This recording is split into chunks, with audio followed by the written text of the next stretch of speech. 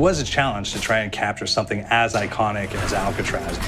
You know about this. This is arguably the most famous prison in the world, and now you're in it. Just the space, the physicality of it, because it's quite claustrophobic. When modern-day prisons are designed, they really consider not intimidating people or making the spaces, as least stressful as possible. Well, Alcatraz didn't suffer from those restrictions. They did the research, they went out, studied Alcatraz, not just from books or internet. They were actually there to feel the environment, so it really sets a mood that gets you a little spooked. Well, we kind of started with the base layout of Alcatraz. The entire island we ended up roughing out in kind of a white box form, and then figuring out what play spaces we wanted to use out of that, what would be the most interesting areas to play in, and the connections between spaces, and spaces that the public doesn't necessarily get to go into. We really did a lot of pushing to really enhance that psychological horror aspect that we're really looking for. And this is a really good opportunity to really tell something special. Like I got stuck right through the gates to hell! This time around, I feel like it's been identified that there are these side missions that you're going to go out and try to accomplish. Al and the rest of the groups put together this escape plan, but the point is to get the parts and assemble this plane so they can get off the island. We did something new for the first time. We have actually contextual music that goes off. So that's a first for zombies.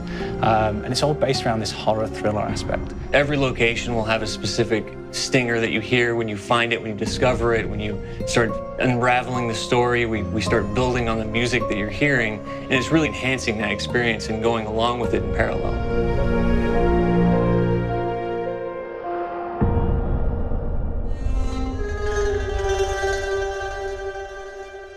Because we wanted to embrace this kind of horror thriller element, we wanted character actors, guys who could really embody someone and then convey emotion. So that's why we went for guys like Ray Liotta, getting in that kind of guy, we wanted a frantic nature. So he plays a character called Billy Handsome, who's this kind of psychopath who would be employed by the mob to kill people in interesting ways.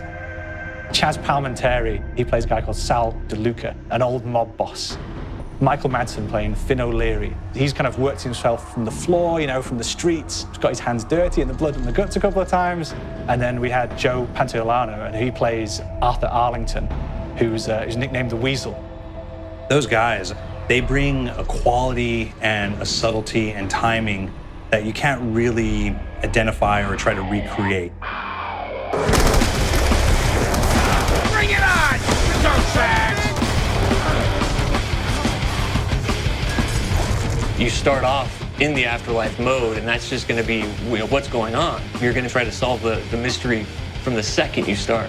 Afterlife, to me, brings a new element, like a new puzzle element. It forces me to think a little bit more or look for the clues or kind of think of zombies on a slightly deeper level. You see clues throughout the map that tell you, ooh, perhaps if I'm in the afterlife, I can interact with this object, or there's some puzzle going on here that I need to be in the afterlife. Back east, I whacked a dirty dentist with one of these. Took forever, too. Alcatraz has a Civil War kind of fort background before it turned into a penitentiary. And so we had this kind of backstory, the idea that the warden would have collected Civil War weaponry. And one of them is a blundergat. It's a fictional weapon, but the idea of the combination between a blunderbuss and a Gatling gun. And possibly, there might be a way of upgrading it to a more fantastical weapon that the players may find. You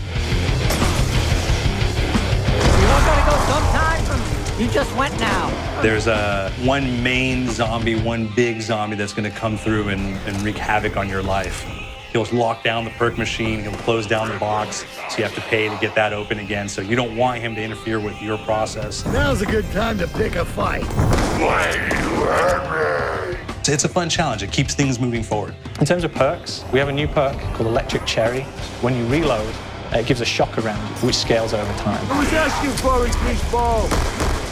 There's so much to experience in this map. Every time I play it, there's a new tactic to take, a new experience, a new objective to go for. But there's also this layer of things that we aren't exactly exposing to the players right off the bat and will need to be discovered. Don't let me go. Is it the calling we hear?